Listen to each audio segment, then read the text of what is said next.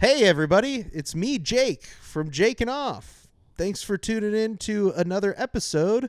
This week, I am joined by my very funny friend. Everybody, give it up for Amber Lehman.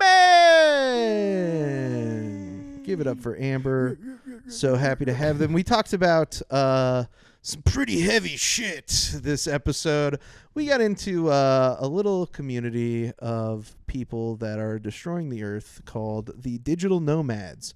So make sure you stick around for the whole episode. It's a real banger. But other than that, I appreciate you tuning in. Make sure you follow the podcast at Jakin.Off.Podcast on Instagram and YouTube. And as always, you can send anything at all to Jakin.Off.Podcast at gmail.com. I'll look at it at least once. That's the guarantee. But without further ado, everybody enjoy the episode. Have a good listen to the episode. Oh, won't you take off with me?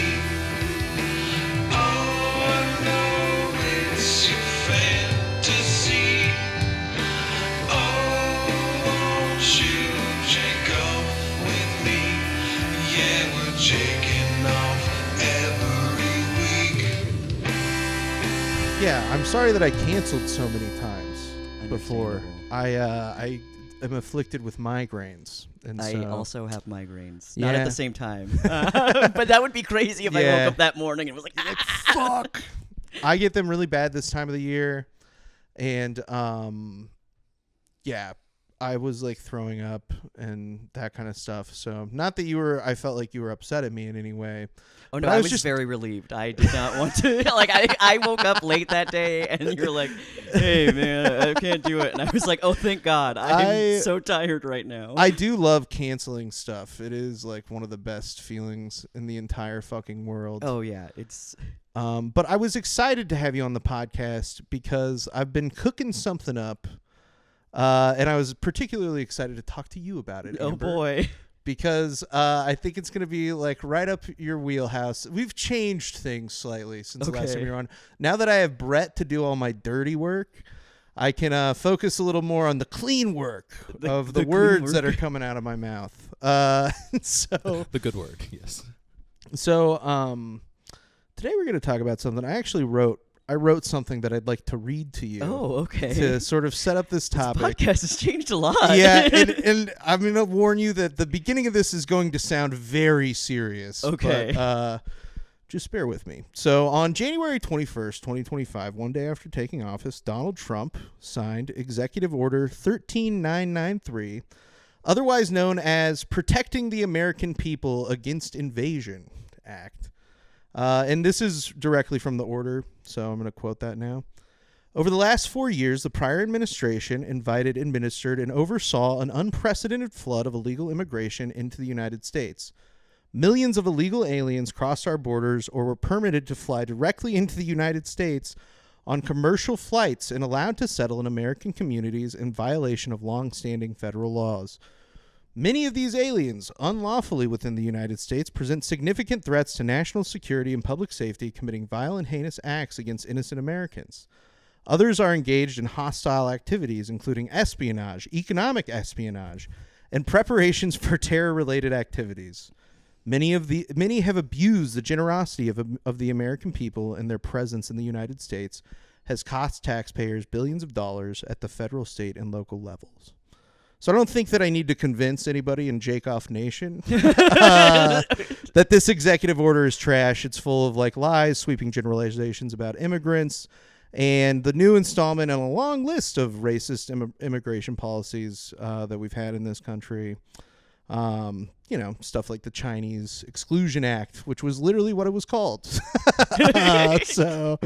It's just another manifestation of Americans turning their backs on people who literally put the food on their plates, build the roofs over their heads, and lay much of the infrastructure that our lives are dependent on for the promise of mere scraps from the tables of our oligarch overlords. It would take an infinite amount of episodes to cover every little step of America's descent into fascism. And besides, this is a comedy podcast. This is supposed to be fun. But I bring this up because today I want to talk about the other migrant crisis that none of the mainstream media is talking about. They're all ignoring it. That's right, mainstream media. Jakin.Off Nation is putting you on notice. They want to ignore You've been jaked off. Yeah, you've been jaked off. They want to ignore the migrants that are coming to your city. They're taking your jobs. They're taking your land. And they're jacking up the cost of living so sky high. They're jaking up the cost of living. Jaking up the cost of living so sky high that the locals can no longer afford to live there. They're doing yoga on your beach. They're co-working in your cafe. And they're fucking by your sacred tree. They're digital nomads, America's e-migration crisis. Do you know about digital nomads at all? Yes, I have a vague notion of digital nomads. What is your sort of like conception of these people? Like, do you like, negative, positive, sort of neutral? Like when you said that this was up my alley earlier and you're talking about immigration, I thought you were going to talk about how like they made Native Americans illegal immigrants. Yes, I mean that is also but then you're like true. Digital nomads. Yeah. Amber, you're a bit of a digital nomad yourself. Well, I do think that it's all connected though. Yeah. Like, and that is kind of like what I think the crux of this episode is really about. Is like it's this sort of like new colonialism kind of. Where this new gentrification Yes. that is done like kind of sweetly and kindly. Yeah. But it's like, oh, I'm coming to, Yeah. I love this particular neighborhood in Kansas City Yes. because like they have great Hispanic grocery stores. Yes. And like, yes. and then just like taking over and then being like, there's no Hispanic grocery stores anymore. Yeah. All of the hamburgers are like $25. Yeah. And they're like, yeah, you did that. Yes. And like that's, I mean, I was gonna say that's fine. It's not fine. Like, I mean, like it's fine that you're like not punching me in the head when you come in, but like it's still not cool. It's there's an aspect of it that I find to be like because nobody's getting punched, which to be fair, people are getting punched. People are getting just punched. not by them. Yeah. Just not by them. It's, Usually people are getting punched by like what happens is like a place gets gentrified, and because it's gentrified, Yes. like white people just like let anything happen. Because this happened in like LA all the time. Yeah. There was a very famous bar that was like a cool bar in Silver Lake called like an Atwater Silver Lake. I can't remember what the bar was, but like it was a cool bar. Like comedy shows happened there all the time, and then all of a sudden it became a Nazi bar just because like they didn't kick out Nazis, because like Nazis got in a fight with somebody and like they kicked both parties out, but like Nazis took that like as, oh, they kicked both parties out, so this is a Nazi bar, Yeah, right? yeah. And then they just kept coming like all the time, and then like the like service people like couldn't get them to leave, and the owner was okay with them, and so then now that bar is just like a Nazi bar, like in the middle of Silver Lake. That's And, crazy. yeah,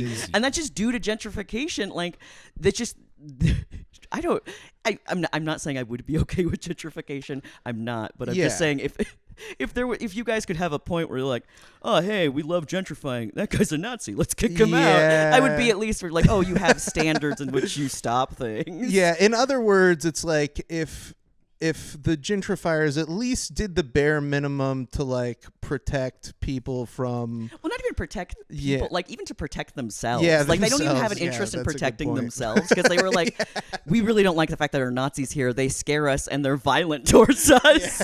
And you're like, why do you want them there? That is such a good point. But I think that it also gets to sort of like the truth of the matter, which is like those kinds of people actually don't view them as that big of a threat, maybe. Yeah, because they're not others. They're Yeah, still white. yeah. I can maybe convince this white guy to not be a Nazi, but I can't convince like a Hispanic person that he doesn't need rights. Like, I think that's what that is in their mindset, is that like, because you do need rights. That's the thing. It's just not, it's like a non-negotiable. Like that person needs rights. Yeah. But yeah, that's how I think they perceive it. Yeah. So this is already going perfectly as I expected, because this is the exact kind of stuff that I feel like is at the root of this issue. And we're going to get into it because basically what the rest of this is going to be is I have scoured the internet for some of the most cringe digital nomad influencers. And we're going to watch some videos. We're going to see some articles. Ooh. And we're going to like really learn the depth at which these people's minds go, which I'm betting you can guess not very deep. They are not giving it a lot of thought. So first we got to talk about the OG digital nomad. The original digital nomad Jesus. was Jesus Christ. And what he was doing is he was taking tablets. A lot of people think these were clay tablets. These were iPads. These are iPads. These were iPads. God gave him an iPad. Wait, that wasn't Jesus. I'm thinking of Moses. Same God gave shit, him though. 2 iPads. God Yeah. gave him 2. Actually, 3 iPads. Yeah, we lost the third We one. lost the third one. There were 15 commandments. A lot of people don't know, Yeah. but Moses, aka Jesus, lost the third. Jewish Jesus. Yeah.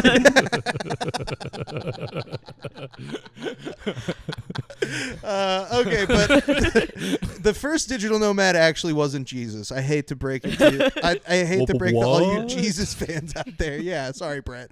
But the first digital nomad was actually a guy named Stephen K. Roberts. Basically, he was just this guy who was sick of living in suburban Ohio in the 80s. And so he like decked out a bunch of bicycles with like fucking, he decked them out with like fucking what do they call it? It gets the power from the sun. Solar panels. Solar panels. He had Superman? yes. He got 7 Superman. You got 7 Supermans? He strapped a bunch of Supermans to his bike. He decked his bike out with Supermans. And he worked in the road. He worked on the road. No, he would like literally ride this bike across the country with like this crazy high-tech shit. And, there's like articles and stuff about him, but he's really not anywhere close to like what we as digital nomads. Yeah, that Like, seems kind of analog. Yeah, to me. it is analog. That's a Yeah. great way to describe or like it. steampunky. Like, Yes. It's From the picture I could find, I'll pop it up on the screen for our viewers, but like he was just a fucking nerd. Like not even like in a steampunk like yeah, he was like a major dorcas because this bike it's like he built like 4 of them. So I read like a decent amount. I got kind of sucked in. He built like 4 different of these bikes, and each time it would get crazier and crazier. More and more Supermans all over the bike. But yeah, he just would, the whole super family, Crypto the super dog. and he would like answer emails while he was like riding this bicycle across the country. But like, Okay, I didn't know that. That's really funny. Just be like, yeah, no, he's like got like he's like, like doing. Well, like we do that now, like to work at home. Like we like sit on bikes or like walk Yeah, on a yeah, treadmill, yeah. and he Exercise was doing balls. that like outside. Is so funny. IRL. But yeah, so he's kind of the original digital nomad. That's sort of where the term was originally coined. But during the COVID-19 pandemic, which you were kind of just mentioning, many white-collar American workers became work-from-home employees, while the vast majority of low-income people either lost their jobs or were forced to risk the health of themselves and their families to make sure capitalism didn't completely collapse. I don't know if gotta you keep it remember going. that. Yeah, we had to keep cranking. I remember clapping a lot for nurses. Yes, Yeah, just yes, clapping for nurses on Zoom calls. The celebrities like singing Imagine. That was like that I feel like it cannot be understated how pissed that made people. It was like I think jokified. the Eric Andre one that he orchestrated, where it was like I can't remember what song he did, but it was like Slob on My Knob, I think it was, and he got a bunch of comedians to sing Slob on My Knob. Instead of Imagine.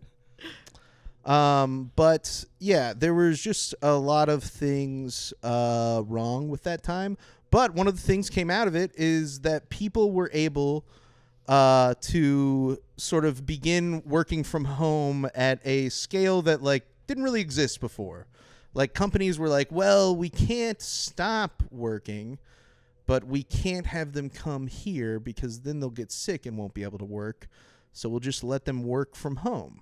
And what that led to is a lot of people realizing like, oh, I can actually like travel to places while I work in the middle of a pandemic.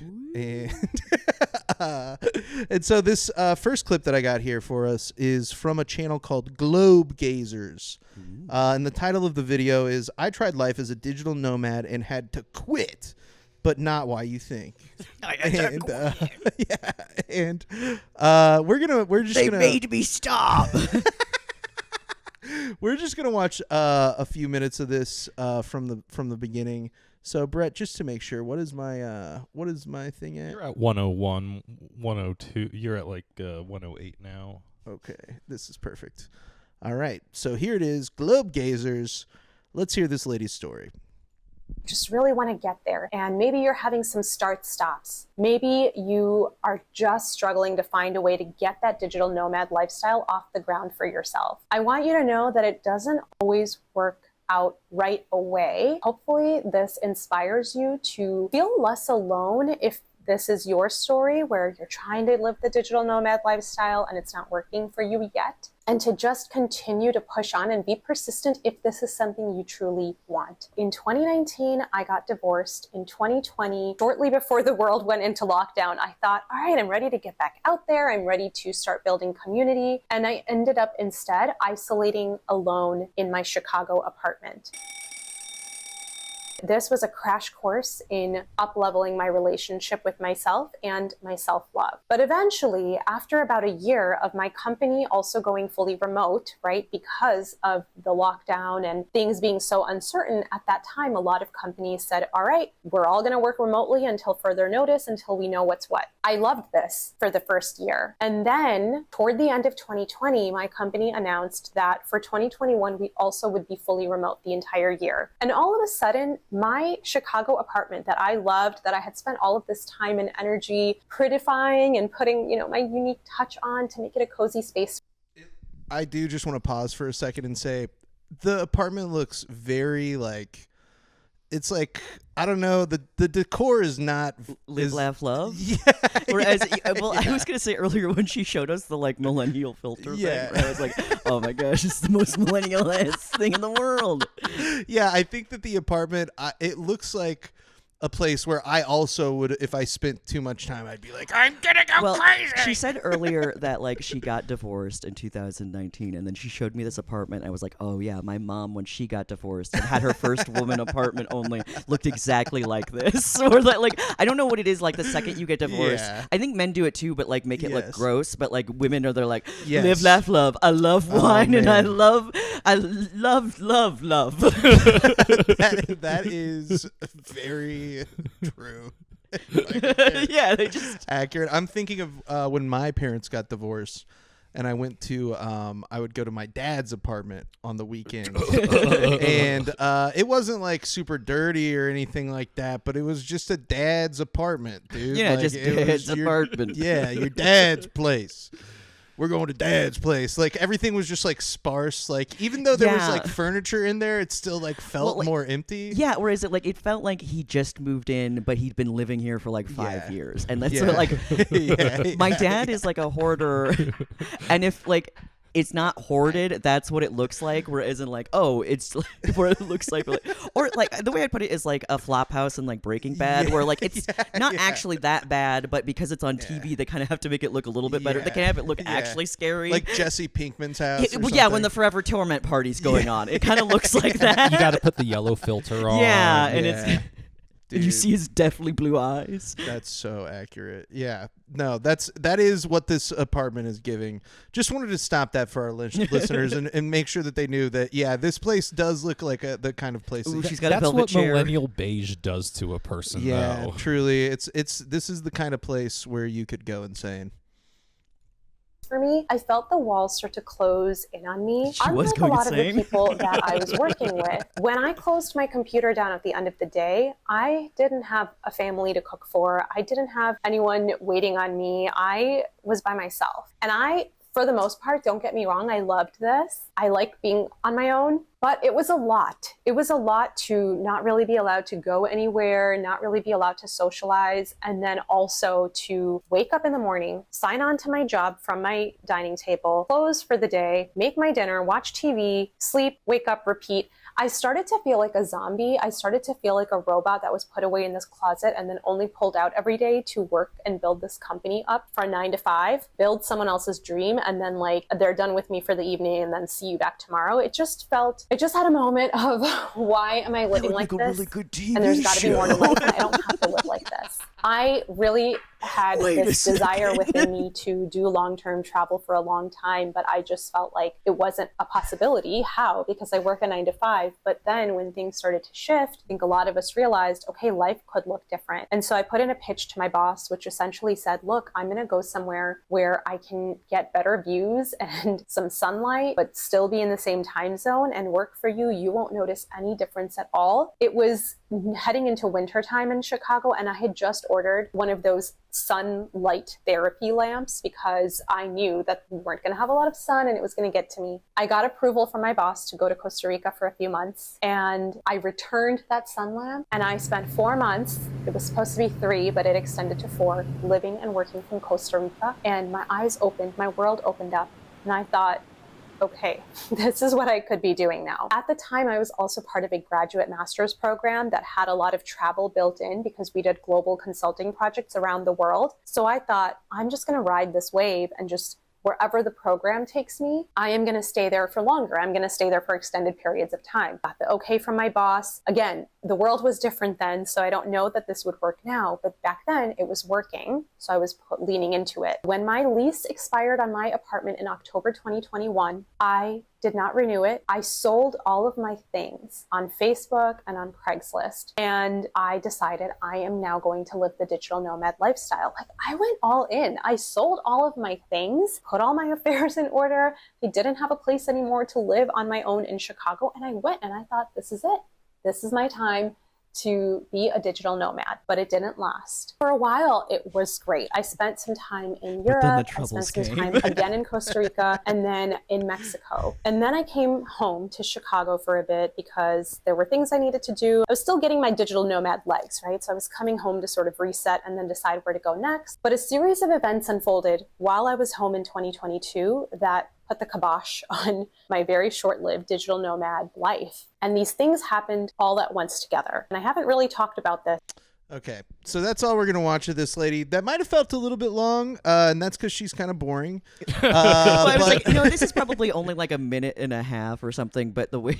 She just doesn't know how to edit. Yes, just the way she was talking, where I was like, I understand that you sell your things on Craigslist and Facebook. I also live in this world. Or when she was describing what the pandemic is, I was like, girl, I know. Yeah, I know. Yeah, it is just like a lot of just sort of... Well, she needs to make that 10-minute sponsor ad money. Yeah, so. That's true, actually. But yeah, it was more than a couple minutes. It was close to like 4 minutes, maybe like 3. It was about 4. It was a tight 5. Yeah, but she doesn't have an elevator pitch, I'll tell you that much. Yeah, no kidding. Unless the elevator gets stuck. Unless the elevator gets fucking stuck. Yeah, I get stuck on the elevator with this lady. I don't know. She could work from the elevator. She could. Yeah. She could. Yeah, what kind of digital nomad are you? You get stuck gotta in an work from elevator? the You elevator. gotta Well, work I got from no elevator. overhead because I just work in an elevator. But she, I think that her story is largely sort of indicative of a lot of other people's stories, right? Yeah. It's like you get seasonal depression, and then you're like, you know what? I'm gonna do everything that we accuse immigrants in this country of doing. I'm going to go over there. I'm going to take their resources. Yeah. I'm not going to work there or contribute Yeah. to the society at all. Exactly. And because I technically live in another state, I'm going to pay taxes still in Illinois. I know. You get nothing from me. Yeah, it is one of these things, right? Where like I think that for a lot of these people, and she even kind of says it at the beginning, like this was the beginning of her like self-love journey. Yeah. And I think that inherently, I don't think that self-love is bad. I don't want it I do. to I come think off we like should that. stop it. I think that's But millennial nonsense that we do started. I do think that this is a symptom of like unchecked self-love, where Yes, it's like because, you're like- loving yourself more than the greater good. It's in Yeah. an unhealthy way. Yeah. Also, like, it's one of those things where, like, there's nothing wrong with being a digital nomad, and I also want to say there's nothing wrong with being homeless. Yeah. But what she's describing is that, like, it's so, it's one of those things where, like, you think other things are so dirty and gross. Where, like, you were homeless for a year, girl. That's what you're trying to Yeah. tell us? Is that Yeah. you were homeless for a year, which is Yeah. really cool that you worked. Like, while you were homeless for a Yes. year, like, that's actually really cool. It would Yeah. be really cool to say that, but, like, Yeah. there's this embarrassment. Yeah. And, like, calling it, like, digital nomad. I was a digital Yes. nomad for a year. But, like, yeah, I know comics who, like, work out of their cars. And, like, they don't say that, like, I'm a comedy Yeah. nomad. Like, that's never Yeah. once happened. Like, I'm a digital if comedy a comic doesn't nomad. have a home, they're like, I'm homeless. Yes. Like, where's my chicken tenders? Like, Too true though, and that really is like that really is like the crux of my gripe with all of these people that we're gonna see today. yeah. Is that they really do lack a sense of self-awareness or self-reflection, and so it's like, they make these videos, or all these influencers making these videos about like how much they learned and like all this stuff, but hardly any of them seem to be doing any like real introspection on the impacts Yeah, that their or, behavior is like, having. into introspection, or, like, living an actual life Yeah. that would, like, lead to that. Because, like I said, Yeah. like, there are plenty of comics I know who live a digital nomad Yeah. lifestyle. But, like, or like there are plenty of people who I know, like, in TikTok, like, live on their cars and stuff. Yeah. And it's, like, really interesting and cool, like, to watch those, because they are very acutely aware of, like, unlike this, they're acutely aware of, like, what they're doing. Yes. And, like, part of it is that, like, Yes. I want to live in my car to not, Yeah. like, because I'm traveling and don't want to, like, interfere with anybody else's lives. Like, I don't Yeah. want to, like, take resources and stuff, or, like, and so it's just weird to see somebody be like, no, I Yeah. love going to Hawaii where they tell me not to go. And that's specifically what a lot of these people do is Yeah, they don't go to like a nice place in Texas. They don't go to Yeah. just some place that's warmer, or like Yeah. I would be fine with it if you were like a digital nomad and you're like, I'm going to travel around the country while I work, Yes. at a call center. That would be Yeah. fine. That's interesting. But it's always that, like, I just want to go on vacation, essentially. right. Yeah, they're not doing it like, if they were riding their bike across the country with 17 Supermans. Yeah, they're not on actually them. being Yes. nomadic. They're Yes. just going to they're Yeah. snowbirding is essentially what they're Yeah, doing. and there's the places that they're staying at more oftentimes than not are places that only exist to cater to who tourism. they are. Yeah. And in like you said, it ends up basically destroying the communities that they're in, because it takes all the resources to run this fucking and they're very expensive in Yeah. comparison to the people who actually live there. Yes, and it drives up prices and everything, exactly. And it's just I think that the sort of point that I had written down here as well kind of plays into it, right? Is like, it is exhausting. Like, the society that we live in here is like, obviously it's like exhausting in maybe a different way to like in other cultures across the world, but like we live in a capitalist society where like you have to sell your labor in order to survive, and oftentimes that means like at the very least like destroying your soul. Yeah, Like, at least a little you bit. know what I mean? But like a lot of times it also means destroying your body. Like people Oh, yeah, like definitely. Like, if you don't have an office job, well, even if you do have an office job, because Yeah. like part of the reason I don't have like a regular 9 to 5 is because I can't stand and I can't sit. Yeah. And so I was like, what do I even do as Yeah. like job? Like, I physically am uncomfortable. I mean, there are people out there who, even in the society that we live in now, with such a high level of like relative comfort compared to like most places any other time in history, like still cannot actually work due to, things that they have going on in their lives. Like 100,000 different yeah, circumstances. there's like lack so of many work, yeah. or like their mom's sick. You know, yeah, just like yeah, 800 they have to different take care of things. somebody. They have to take care Or of like themselves. you know, they live in like- some place where it takes you like an hour to go walk to get food, and so Yeah. you're like, that technically Yeah. is not a job. I don't Yeah. make any money from it, but that's my job for my Yeah. family. And that's what I think is like important to at least acknowledge a little bit about this is like some of the ways that this lady is describing feeling in this video resonate with me. And I'm like, yes, like those are problems. Like I agree with you that those are problems. But I feel like you went about fixing it way wrong. Yeah, Like, you know what I I've mean? You should totally- start a union at your job. Exactly. You should start a union at your job. You're literally being like, God, I just like hate my job. I'm so fucking depressed. They just Have I you hate thought where I of live. organized labor? Yeah, exactly. And so it's like, yeah, you're describing the plot of Severance, and you're not doing any of the Severance things.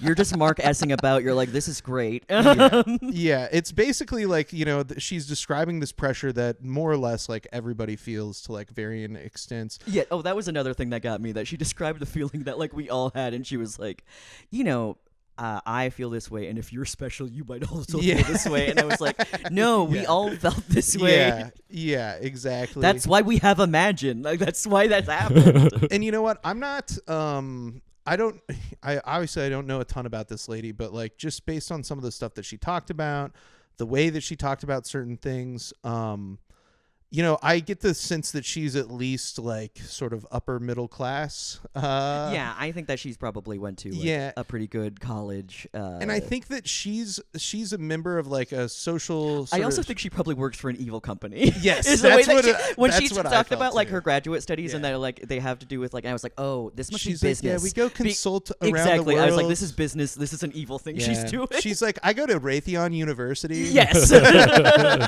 She's like, I actually go to Raytheon U. Dr. Blackrock taught me. Yeah, Dr. Blackrock. No, but I think that she is part of this specific social strata that seems to make up the most of these people, right? And I think that a lot of these people are seeing the way the wind is blowing and are realizing like, oh man, like it's like it's getting really close to like these people are going to start becoming like financially insecure and stuff like that. Like wealth disparity is growing and they are feeling like a kind of pressure in our society that like they're worried about being poor. Like yeah, that's like a I big said, thing. it's about destigmatizing homelessness, but like, Yes. still having that striation where like, I'm not homeless, I'm a digital nomad. Yes. That person's homeless. Yes. And they're like externalizing it almost and or internalizing it, and I don't know. They're goofballs. They're goofballs. These guys are some silly goofballs. Certified Jacob goofballs. And yeah, we're gonna talk a little bit about well, actually, I think we already kind of touched on this. I had this article from. I just thought the name of this website was low-key hilarious. It's called It's called nomadcapitalist.com. And this is just explaining like how these people actually live in these countries. So this is like one of the ultimate ironies about it, and why I call it the America's e-migration crisis, but like immigration with an E, right? Is these people are leaving and doing the exact thing that we accuse immigrants of doing in this country, but they're like it's like they don't somehow see it. It's they're going on a travel visa, and oftentimes they will overstay their travel visa and just not like it's illegal. It's literally illegal immigration. Yes. And they don't call it that. They call it perpetual travel. They're perpetual travelers. And it's just, again, another manifestation of like these people are like in denial about what they're doing. Yeah. I mean, it's with any cult, jargon to it, and then you're just like, what? No, that's not what it is at all. It's this other thing. Yeah, this is a completely different thing. Yep. And what this ends up doing to like these local economies. So a city that I learned about throughout this that this has become a huge issue in was Mexico City, actually. And they recently passed some laws to sort of like try to address and like curb the issue of all these digital nomads. Because what'll happen is is these people will move to these cities. They'll start working, like you said. They're not paying taxes in Yeah, they Mexico. work in America and like have a permanent address Yeah. in America. They work for all intents and purposes. Like it would be the same as if you they're working from their house in Illinois. Yeah. But they're not paying any taxes in the country that they're staying in. But the rent will go sky high because what you get is now you have an influx of people that are willing to pay way more in rent. Yeah, exorbitant than money. Yeah, the people who live in Mexico City already would be able to afford. And so the landlords are the people who are profiting the most from this. Yes. The landlords in these other countries are basically able to jack up the cost of rent to an exorbitant amount because they now have this influx of people who are willing to pay that. And it also obviously drives up a lot of other prices too. Food, things of that nature also are going up. But housing in particular is like what this absolutely destroys in these other countries. So I thought that was important to at least highlight. But perpetual travelers, that's what they're like calling themselves. And I find it sort of despicable. But they also are destroying the communities in like other ways that are like, I mean, Just like, being annoying and white. yeah, being annoying and white. And that's what this guy is here to tell you about, a little story of some folks who did a dirty little deed. Dirty little deed. What's my thing at here? You're at 509, 510-ish. Okay, 520. Yep, right there. Okay. I much prefer to work. So I should probably say this guy's name is Jules Dan, and this is a little segment of a video called 5 Lies They Don't Tell You About Being a Digital Nomad, and then in parentheses, Why I Quit. And that's the other... They're always why I quit. They all... Dude, people... All these people, they can't hack it. Well, I That's was the going to say, other because thing. it's just being homeless. So what they're saying Yes. is that, like, I don't have the fortitude to be Yes. homeless. And Yeah. the most comfortable homeless that you could ever Yes. possibly be. Like, I'm staying in a hotel, but it's a nice hotel. exactly. We're like, it's... Yeah. I So couldn't even hack it, like, at the top tier of homelessness. They are like... Yeah, they're struggling. But this guy, leading up to this, he describes the sort of situation that he did, which was like... There are companies out there in other countries now that will be like, you want to be a digital nomad? We're doing a digital nomad. Like, it's basically like you know how you can go on like a singles vacation for like young people. Or like It's a cruise that. or something, but like just Exactly. just bringing a bunch of Yeah. like 35-year-olds to Costa Rica to Yes. just live there. Yeah, yeah. And they like, so he went to like somewhere in Southeast, I think he went to like Southeast Asia, and they went to like multiple countries while they were there. And it's like, dude, you just went on a vacation. You went on a cruise, yeah. You essentially you- just went on, or like, what is it? We don't call them that anymore, but like, like travel agent. Like you just got a Yes. travel agent is what you Yes, did. Like, that's- exactly. And but you there, didn't stop being a digital nomad. You just stopped being on vacation. That's all you Yeah. did. but that's like, that's almost like exactly what colonialism is. Yeah. It's just like you constantly view yourself as reinventing the wheel, and it's like, no, dude, this was already here. This is already here. They We already had the this. wheels. We already had a nice But lady this you white could go person to. is helping them out. You don't understand. Yeah, it's so that's sort of what he's talking about, is he's sort of trying to highlight the negative aspects of being a digital nomad, but a lot of it is still sort of vapid and just useless. But this is a little clip of that. He's going to tell you about a crazy little story. In solitude. That's why I'm in my little apartment here by myself, when this morning I was in the workspace for about an hour. I'm like, that's it, I'm out of here. And the third reason why no one bloody talks about this, but when I was in Bali and I saw there was rubbish everywhere, there was like all these really big mansions set up, and then I spoke to some of the locals how little they were making. It honestly made me feel so guilty how much this like lifestyle, digital nomad lifestyle, is propped up on the back of locals, right? And everything gets pushed to the side for the sake of profit, rather than actually like keeping the place nice, clean, community driven. And instead I got this really like sense of fake, inauthentic, everyone's just there to take the perfect Instagram photo, which kind of broke my heart a bit. Like I was spending a few $1,000s to be like a nice place. Everything is cheap and like, but at what cost, right? I was seeing all these really beautiful rice paddies being taken up by construction workers. I saw these locals really pissed off because some of the other foreigners were riding around topless, no helmet on, no shoes, and it says everywhere, don't do that. And I remember on the trip that I was there, one guy. they Just one woman running around topless with no shoes on. It's exactly what you think. It's like a traveling fucking dorm room. It's like a traveling dorm hall that's just destroying the world. Yeah, just it's the saddest possible. Like, it makes me so mad to think about all these people like riding around topless in another country, like, and everybody's just like, God, these fucking like fucking Americans. Yeah, These big-titted Americans. busty. But he's finally getting to the real juicy part. everywhere, don't do that. And I remember on the trip that I was there, they actually banned climbing mountains because someone was caught having sex naked, obviously naked, someone was caught having sex next to some sacred tree on a mountain, and they made a final decision, no foreigners are allowed to climb mountains. And so there you have it, folks. It's so awful, like, that these other countries are passing laws and making rules that you can't go on a hike because we hate. Like, you guys are so disrespectful. You're fucking next You to our ruined sacred tree. hikes. You're terrorizing our communities so badly that you are no longer allowed to climb mountains.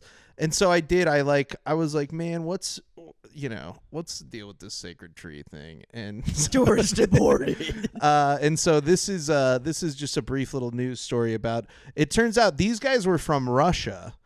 So they were not Americans, but it's like, same fucking diff. Like, I could imagine Americans doing this. I could imagine, I mean, I've seen people from Missouri do some fucked up shit in Missouri. So We don't have any sacred trees. yeah, we don't have any sacred trees around here. We have but- mounds. And if I catch you having sex on the Cahokia Mountain, I'll be so mad. A Russian couple is going to be deported and banned from entering Indonesia for 6 months after posing naked next to a centuries-old sacred tree, an example of the transgressions by international visitors. Well, let's get more on this with Indigenous religion researcher at Denpasar State Hindu University, Ravindra Kukrecha. Take us through what happened here with this Russian couple. I'm definitely gonna get the tables. We have many instances like this where we have tourists actually taking images of themselves next to sacred sites, and that's completely okay. But in this scenario, that person was naked. And being naked at a sacred site, especially next to a sacred object, which we consider a being, is definitely sacrilege. So there you have it. Pretty straightforward. As it turns out, Don't be they naked can next to the tree. explain it really well. And Much better than that white guy. Yeah, You much just said, better. it's okay to take pictures, don't do it naked. Like, that's literally, took him 3 seconds to get through what he was saying. Just every white person we saw took like 800 years to say something, and he was like, don't be naked next to our sacred trees. The end. It is, though. It's so like, it's like, man, to me, I think to anybody who is, not a huge piece of shit, it seems very like obvious that you would not want to be Do that? disrespectful to, it's like so disrespectful to somebody else's culture and the place that you're living there. Yeah, like I can understand like an accidental thing, like for some or like for some people they don't know that you're not supposed to wear. I think you're not supposed to wear short sleeves in the Vatican or something. Yeah. Like that's understandable. Yeah. But no one is like, you're not looking at the tree being like, I wonder if it's okay to be naked next to that. Like that never is. That's something that crosses my mind. And it's one of those things because exactly, it's not a lapse of judgment. Yeah. It's you actively being a huge piece of shit. Yes. It's like so fucked up. And I love that they had this guy on to explain it to them, and it's like it's he did it so well and like so quickly, and he's like, so yeah, I mean, just we don't want people to do that, and Please stop doing that. It is rude to do. So I feel like that's the problem with a lot of American tourists is they don't want to take the literal 5 minutes to be like, oh, what's our like the hardcore do's and don'ts of a country? Yeah, well, it's not even like that, whereas in like most of the time you can get by just standing and being silent. Like it was like, because like you don't even want to do that. Like that's crazy that you don't even want to do that. Like yeah, that is a really great point, right? Brett, what It's you said like- took too much effort. Like I'm telling 5 you, minutes is I'm too saying long. just stand there. Yeah, just don't get naked by the sacred tree. But this is another story that I found. So, this is a German tourist, and These Europeans, man. she was arrested, stripped naked, and gate crashed. This is in a temple, so it's like.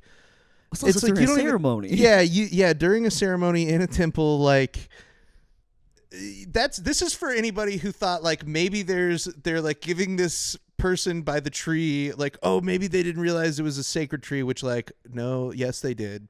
They for sure did, but like this is just to show you that like it doesn't even have to be a tree. People are going out of their way to like fucking do crazy shit, because the other aspect of it is like a lot of these people are influencers. Yeah, it's to get attention. And that's why Yes. like so many of these videos, it takes them like 20 minutes to say like pandemic was bad. It's like because they need the money and they need you to watch the ads. Yeah. And so yeah, this lady, she stripped down and like went into a temple, and then they still were so nice to her. They were just like, we tried to get her some mental health services. Well, that's They're what I like, would do, too. she's That sounds clearly insane. It's like the beginning of like an old Law and Order SVU episode, like the Law and Order SVU episodes before influencers, like because that would happen. We'd be like, oh no, someone got naked in the park and they're screaming, and like, oh, that's because they had a psychotic break. But now they don't have those episodes anymore because like that they would just like be like, oh, it's an influencer, and now we just gotta like book them for disturbing the peace. That's so funny. Yeah, it is like one of these things too where it like really highlights how these other places that these people are going to, like their conceptions of society are like different enough from ours that like it's like, yeah, even when you go there and fucking like do something like Must be wrong with them. They must be having a crisis. Dastardly, there's still like because no kind of human being would understanding. ever act that way. Yeah. They're not in a country full Oh, of they finally figured out they have schizophrenia and are just now having the break. Okay, we should help them. We should get them out. This is embarrassing for them. Exactly. Like, yeah, now that I think about it, they probably were like, this poor woman, she's having a psychotic episode. Yeah. Let's get her dressed because she doesn't want everyone to see her Yeah. naked body, and she's like, "Ah." There's no way if she was in her right mind she would be doing this. So yeah, she she's must got be like in she's got like BetterHelp.com like painted on her titties and stuff. Like it's promo code Goethe because she's German. Fuck you, Germany. Got you. This is another guy. So this is Bali specifically is a place. I thought you were calling him Baldy. Baldy, yeah, no. Bali is specifically is a place that has experienced a lot of issues with digital nomads, and also has been a place where people have been going for a long time. Like even before COVID, people who were able to do this would sometimes do it. Of course, it wasn't as popular then, but it wasn't something that people knew that they could strive for, I guess. Yeah. But yeah, now people go there and they'll like complain about it. So it's like reached this sort of thing where now you have digital nomads that are going to Bali and they'll be like, this was supposed to be a haven for me, but it turns out that this sucks actually. And here's the reasons why Bali sucks if you're a digital nomad. And so that's kind of what this guy is doing. And so this is this guy's name is Dorian Develops, and the title of this video is Bali Sucks for Digital Nomads. The influencers are lying to you. Just a clickbait. Yeah. So here is Dorian Develops. So I've been in Bali for about 3 weeks now, and I just wanted to give my honest opinion on it because Bali just sounded like the ultimate digital nomad location.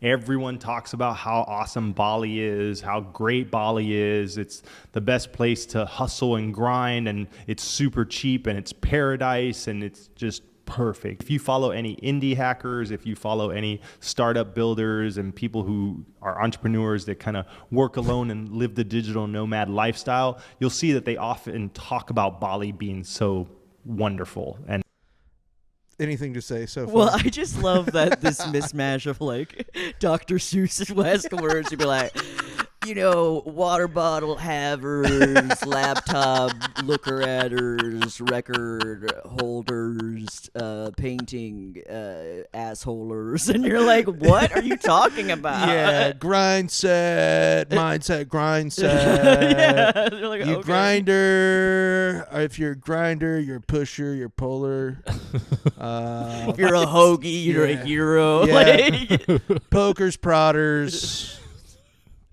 Nursery nodders. I mean, I also really like the fact that I've been here for 3 weeks and it sucks. Yeah. And I was like, that's that's like me being wow, like, dude. I've been in Kansas City for 14 minutes and this place Yeah. sucks. Yeah, it Did you is. even try? It is super fast, but I wanted to make sure that we stopped to sort of talk about him right now because this is going to get more egregious. Yeah, I can already tell We're gonna watch a little by bit his more. list of people. This is gonna become way All more of those insufferable. liars, by the way, those are liars. Yes. Those Yes. hoagies and hero sandwiches lied to you about Bali.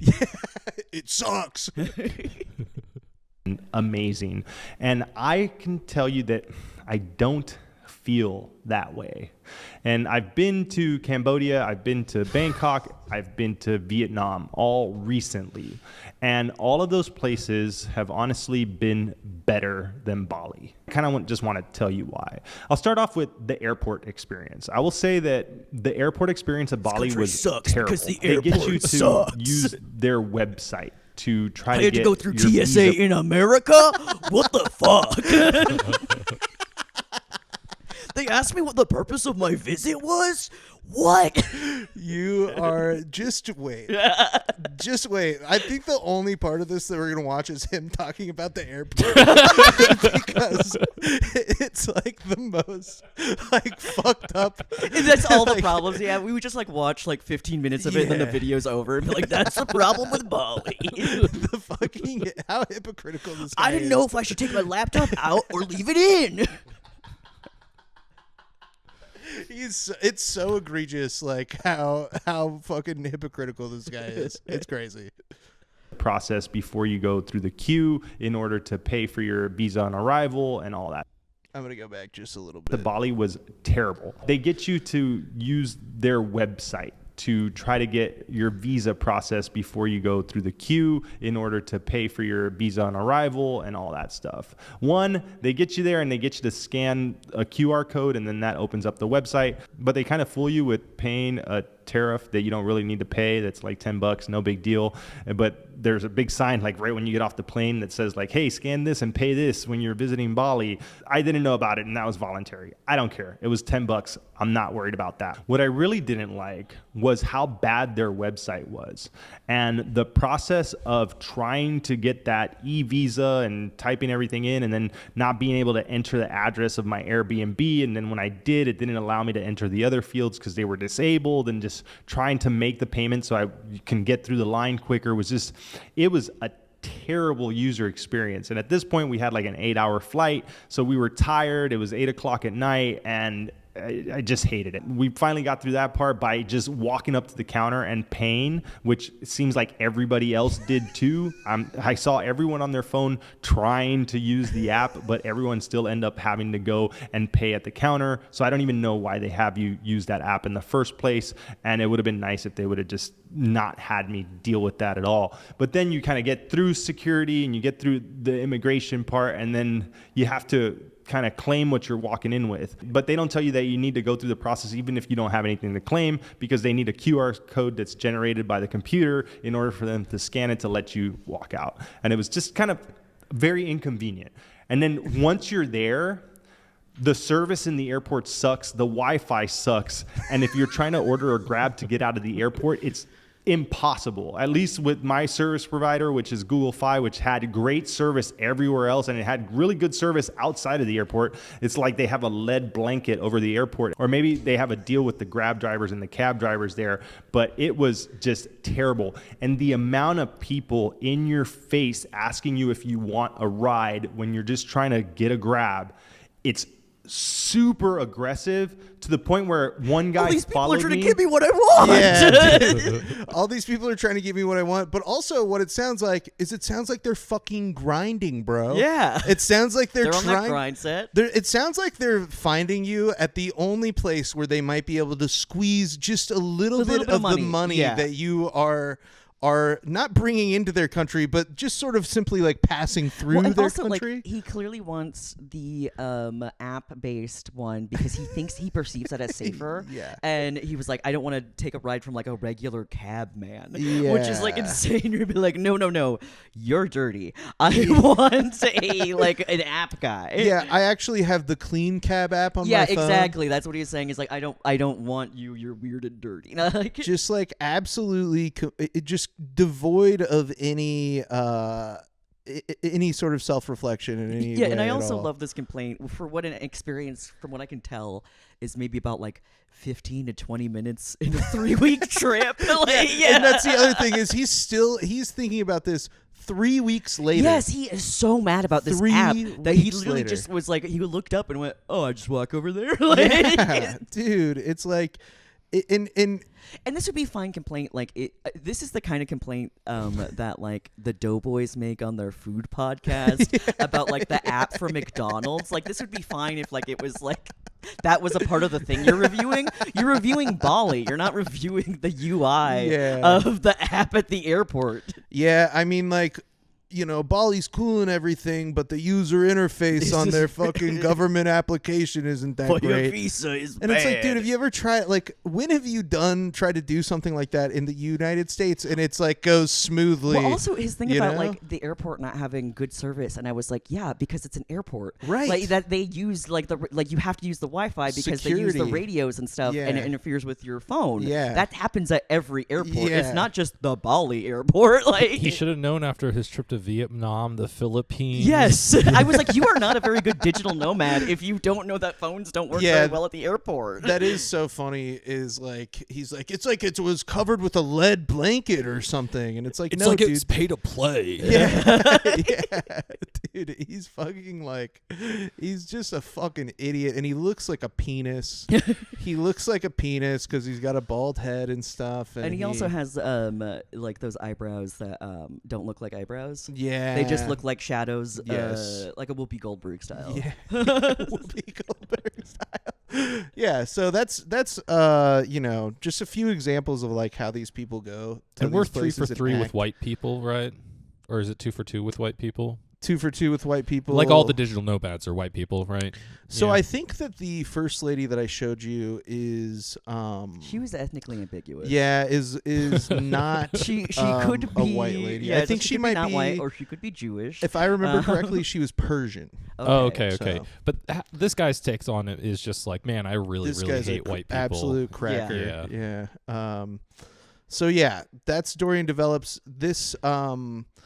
This sort of like shitting on Bali thing is like, I find it like particularly disgusting and fucked up because like, you know, like the other guy was talking about, they're literally like tearing up, you know, these like rice paddy fields or whatever. And like, even then he was so disconnected. He's like, these beautiful rice fields or For whatever. me and to it's look like, at, they yeah, tore up. Yeah. But at least like it's one of those things where I was like, oh, I felt kind of like, Yeah. oh, you're really close to learning. Yes. Yes. Human empathy.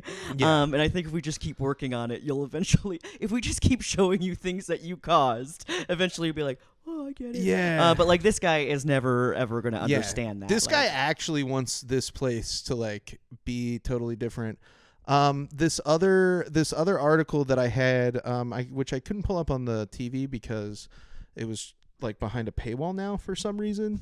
But I was able to I already clipped a quote from it earlier. The title of the article is I make $140,000 a year running a digital nomad agency from Bali, but here's why it's not worth living there anymore.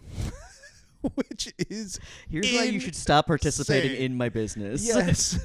And which, right, it's like, that's, buddy, we're on to he's you. already got his other like place that he puts digital nomads. As in he's already putting them in Thailand already. But here's a quote from the article, and it's written by this guy. His name is Olumide Gabanero, and he is like originally from Africa, but like immigrated to America as like a child, and then started this digital nomad business. But he says one misconception of being a digital nomad in Bali is that it's a vacation. I've heard people think that living there meant you won't have to work or do anything and you just chill on the beach most of the time. The reality is that digital nomads spend most of their time on laptops, working at cafes, and co-working spaces to make ends meet. Obtaining a digital nomad visa in Bali isn't easy. The visa allows certain foreigners to stay in Indonesia for either 5 or 10 years. It also requires applicants to deposit $130,000 into Indonesian state-owned banks, but you can't touch the money for years. So that is talking about some laws that they passed. Yeah, that they're like not to be like, stop doing this to our country, please. Yes. Now Bali has gotten too commercialized, is what this guy says. He says it's not as relaxed as it once was. The beautiful natural landscapes have warped into this alternate reality where people film weird influencer content. Bali has been gentrified just for some people to save a few dollars. Right? Yeah. He goes, the traffic is insane. A 5-minute drive often becomes a 30-minute wait in traffic. And it's like, well, dude, you know what would probably help them build some more roads is if any of your tax dollars were going to the place that you were actually fucking living. Exactly. And that you're getting other people to live at too. Yeah, that you do as your job. Yeah, and now you're upset that they all lived there and ruined it. Yeah, it is sort of like this guy is kind of like professionally gentrifying places. And he's like, man, it really sucks. He's like, gosh, all this gentrification has really sucked the air out of this It's really place. sucking the air out of my business. No one likes going to places that have been gentrified. Yeah. But what's even funnier about this guy is that he had written a previous article 2 years before that was about how much he loved Bali. So 2 years before, he wrote this article about how much he loved Bali. He lived there for 4 years total. And in that 4 years, he was like, Bali is destroyed. I destroyed it. We're all looking for the guy who did this. And the worst part about it, though, the absolute worst part about it is that there were people who were reacting to this guy's article, but even the opposition that is reacting to it is some of the most cringe shit that I have ever seen in my life. So this is going to be the last video that we're going to watch, and this is the shortest one. I think you guys will be happy to hear. I really had to cut through this lady's bullshit, though, because it's an hour-long video. Fucking God, you're doing the Lord's work, Yeah, Jake. none of these digital Long nomads video. can speak like at a normal like. It's crazy. See, I like watching YouTube and stuff, and like I'm like, God damn, why am I not into bad stuff? Because like that stuff's all like an hour long, but like the stuff I like to watch is only like 10 minutes, and I'm like, sucks. No, right. I fucking really tortured myself with this lady's channel because I watched probably like 4 or 5 of her videos because it was like 4 to 5 hours of your life. Yeah, it was. But that's time you can contribute to the podcast. Over Exactly. your Yeah, and if you're Malcolm Gladwell. Yeah, and it would have been time that I would have spent doing like editing maybe or something. So shout out to Brett, henchmanstudios.co. Thanks for the plug. Yeah, but this lady, her channel is called Traveling with Kristen. We're not trying to plug that. Yeah, we're not trying to plug that. Don't fucking watch it. It's fucking dog shit. But it's a vlog channel by a woman who she's been living as a digital nomad since the early 2000s, is what she says. And this is a video response that she made to this guy's article. So we'll watch. I love when you have to make a video response to it. Yeah. that means you're definitely not mad. So she's coming in the beginning of this. She's talking about the previous article that he had written that was like saying how awesome Bali was just like a short period of time before. And then I love her conceptualization of like what this guy is going through. It's really funny. The things that he loved about Bali And on the last line here, it says, something about Bali grounds me here. It finally feels like home. So that was last year. Fast forward to this year, almost exactly 1 year later, and he says, I make $140,000 a year running a digital nomad agency from Bali, but here's why it's not worth living there anymore. And let's see what he says. So he moved to Bali, as we know, in 2019, but he says that Bali is now polluted, congested, and overly commercialized. And he says that living in Southern Europe is a better choice for digital nomads. Now, we'll look at what he's complaining about in just a second, but if we pull up the curve of cultural adaptation, and this is by the good old US State Department, we see the honeymoon phase, then we see the frustration phase, and then adaptation. And so she's like, I thought she made that, but it's from the State Department, which means a government employee had to make that cute little picture. Yeah. So this is like, it's like, she's like talking about, oh, this is the cultural adaptation curve is what this is called. And so you go from honeymoon to oh, this isn't fun anymore, to like now you're zen. And she's like basically being like, and he seems to be down here at the bottom. This guy seems to be right down here. He's only lived here for 4 years. He's only been doing it for 4 years. And it's just like, even this lady who is like, she's not actually doing a good job of pointing out what's fucked up about this guy's article. Yeah. But she can sense that there's something fucked up. But because she is so blinded by her own digital nomadness. Yeah, interest in the digital nomad lifestyle, that she can't even like refute what this guy is saying actually, because she's doing the stuff. Well, the and same also thing. she doesn't believe that he like feels the things he feels.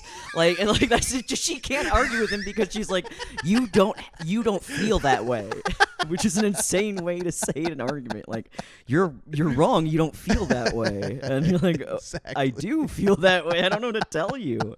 But also, I want to point out, was that him? Is that his picture? Yeah, that was him, dude. He's with the bucket hat and shark tooth I was necklace. like, damn, he's only making $140,000 like doing this. I thought there would be more. Like, that is a lot of money, but I thought there'd be more money funneling through there. I was like, get into modeling. My Yeah, God. no kidding. Yeah, you're leaving money on the table, washboard brother. abs, dude. That's why he's leaving. Yeah, Like, no kidding. He's like, too many other hot people are coming here. Too many other fucking ripped guys. The hot market is saturated. I think it's interesting how he's also just vaguely like Europe. Like, what's the country? He just said Eastern Europe. Yeah, what's that country that like will accept anyone, but they're basically a dictatorship? I feel like that's a lot of them. No, but there's one where you can be a migrant from like any country, and a lot of Americans are going there because of the lax. John Oliver did an episode about it like a year or two ago, but like they have like lax immigration laws, so a lot of Americans go there. But it's like look it up. It might be Bali, dude. No, it's in Europe. Yeah, it's it's in Europe. Oh, it could be I think it begins Hungary. With no, I think it begins with like an L or something. Anyway, Lithuania. Maybe no. I don't Lithuania think is not a. I don't think that they're a dictatorship. Anyway, doesn't matter. Yeah. But it's funny. But yeah, these people are doing a bunch of fucked up shit, and it's really fucked up. And that's sort of, we've kind of reached the end. So, Amber, what are your sort of final thoughts on digital nomads? Totally cool. We should do it more often. No, I was thinking when I was like, when I saw this beautiful black man, where I was like, this is a good like grifting white people. Or I was like, maybe I could get into the digital nomad like lifestyle just as a travel agent grifted. Like, I'd just be a travel agent, but I'd be like, digital nomad. Yeah. And just trust that all these people can't hack it like more than 2 weeks. It doesn't seem like they can. Yeah. It definitely seems like they go into it expecting it to fix all of their problems. Yes, there's inner problems within you. And I think that like lots of people are doing like live, laugh, love, but what they don't understand like eat, pray, love. Eat, pray, love. Different book, I guess. Live, laugh, love, eat, pray, love. It's all the same. But like to the me. eat, pray, love thing is like, yeah, the trip was a contribution to why she like it opened up her mind and stuff. But like a whole point of the book is that like she's changing as a person. Yeah. Because of all of these things. Like you can't like just changing your environment doesn't automatically change you as a person. Like, Yes. you have to do the work within yourself.